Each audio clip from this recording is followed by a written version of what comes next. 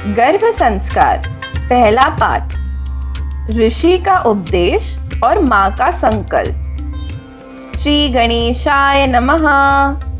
मेरे प्यारे व्यूअर्स, आज हम आरंभ कर रहे हैं गर्भ संस्कार का पहला पाठ।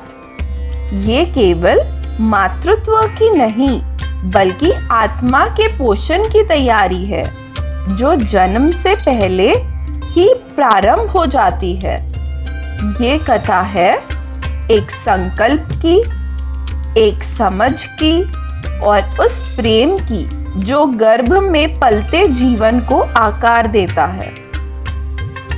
कथा आरंभ होती है। बहुत समय पहले की बात है।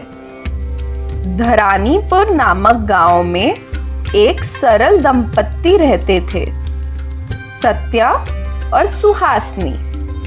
वर्षों की प्रतीक्षा के बाद एक दिन बसंत की कोमल हवा में सुहासिनी को अनुभव हुआ कि जीवन उसकी कोख में जग उठा है। सारा गांव खुशियां मनाने लगा, लेकिन सुहासिनी के मन में एक प्रश्न था, मैं इस आत्मा को कैसे संस्कार दूं?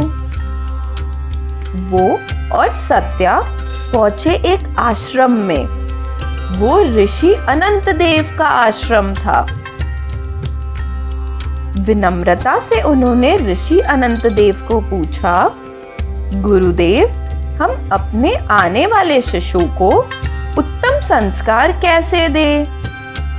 ऋषि मुस्कुराए और बोले, गर्भस्थ शिशु माँ के मन के भाव सुनता है और समझता है।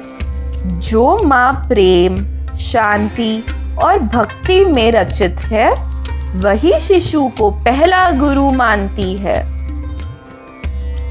सुनकर सुहासिनी के मन में एक और विचार आया। अब से हर विचार, हर शब्द, हर स्पर्श प्रेम और शांति से भरा होगा। ये सुहासिनी ने तय कर लिया। आइए अब कुछ आज के जीवन के उदाहरणों को देखते हैं। ये सब उदाहरण जो अभी आने वाले हैं, ये रियल लाइफ एग्जाम्पल्स हैं। पहला उदाहरण, संगीत और वातावरण, म्यूजिक और एनवायरनमेंट। पुणे की अनुजा, एक अनुजा नामक लेडी थी। वो पुणे में रहती थी, जो गर्भवती थी।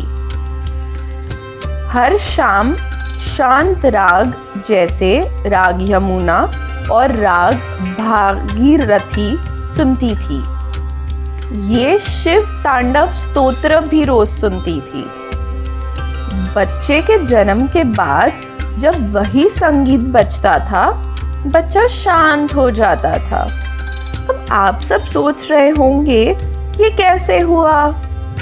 मैं बताती हूँ। गर्भ में जो ध्वनि सुनी गई, वही शिशु के मस्तक और भावनाओं से जुड़ गई। यही है गर्भ संस्कार।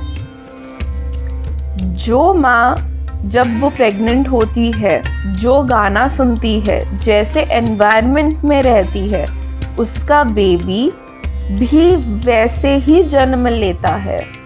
अगर किसी को कृष्ण राग सुनना अच्छा लगता है, राधा कृष्ण सॉन्ग सुनना अच्छा लगता है, तो बच्चे को भी बड़े होने के बाद वही चीजें अच्छी लगती है।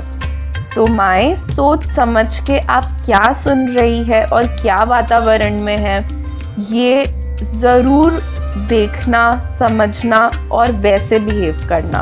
ठीक है। उदाहरण 2, वाणी और भाव। क्या आप बोल रहे हैं और किस भाव से बोल रहे हैं, ये भी बहुत इम्पोर्टेंट होता है। अब यही देख लीजिए प्रिया और करण की कहानी।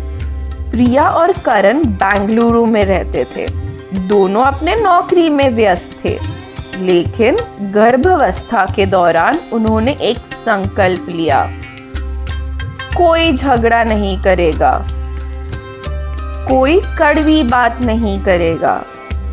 वे साथ में भगवत गीता पढ़ते थे, सकारात्मक बातें करते थे और नेचर के डॉक्यूमेंट्रीज देखते थे। बच्ची के जन्म के बाद डॉक्टर्स ने कहा, ये बच्ची तो बहुत संतुलित और समझदार है, बट ऐसा कैसे हो गया? तो गर्भ में ही उससे शांति का वातावरण मिला, मधुरता मिली, जिससे वो शांत, संतुलित और सरल स्वभाव की रही। तो ये मेरी आप लोगों से विनती है कि जो भी माँ गर्भवती है, प्लीज़ आप अच्छे बातें कीजिए, आपके आसपास के लोगों को अच्छी बातें बोलने बोलिए, आप अच्छे बातें बोलिए और अच्छे चीज़ें देखिए। जो आप देखते हैं, सुनते हैं और बोलते हैं, ये बहुत इम्पोर्टेंट होता है आपके बच्चे के लिए कि वो आगे चल के कैसा रहेगा। और सबसे मेन, क्या आप फील करते हैं, क्या भावनाएं हैं आपकी, ये सबसे ज़्यादा इम्पोर्टेंट होता है। उदाहरण 3, गर्भ से संवाद। ये तो आप सभी लोगों ने सुना होगा कि जब एक गर्भवती माँ अपने बच्चे से बात करती है जो उनके पेट में है, तो वो बच्चा सब सुनता है, सब रिएक्ट करता है उस बेसिस पे। तो ये मतलब गर्भ संस्कार इतना ये चीज़ें जो बता रहा है, प्लीज़ ये सब चीज़ों को फॉलो कीजिए। बस सुनने के लिए, पढ़ने के लिए नहीं, इसको फॉलो भी कीजिए। अब यही देख लीजिए मुंबई की शालिनी का एग्जाम्पल। वो योग शिक्षक थी, वो योग शिक्षा भी पढ़ाती थी और खुद भी करती थी। वे हर दिन अपनी कोख पर हाथ रख के कहती थी, मेरा बेबी बहुत प्यारा है, बहुत सक्षम है और प्रेम का प्रतीक है, तुममें बहुत शक्ति है। ये रोज वो बोलती थी। बच्चे के जन्म के बाद जब भी माँ बोलती, बच्चा तुरंत मुस्कुराता। ये कैसे हो गया? आप लोग को पता है, माँ और शिशु का संवाद गर्भ में ही आरंभ हो चुका था, इसलिए उसके पैदा होने के बाद बच्चे को माँ का हर चीज समझता था। गर्भ संस्कार कोई कल्पना नहीं है, ये जीवंत साधना है। चाहे वो हो माँ का मन शांत रखना, सात्विक भोजन लेना, क्रोध और चिंता से दूर रहना, गर्भस्थ शिशु से बात करना या मंत्रों का जाप करना। हर क्रिया का भावना शिशु के मन में और मस्तिष्क पर असीम छाप छोड़ता है। पहले पाठ का संपान। गर्भ सिर्फ शरीर की रचना नहीं करता, वो आत्मा के संस्कारों की भूमि है। जैसे ऋषि ने कहा, जहाँ माँ का प्रेम है, वहाँ स्वयं ईश्वर का वास होता है।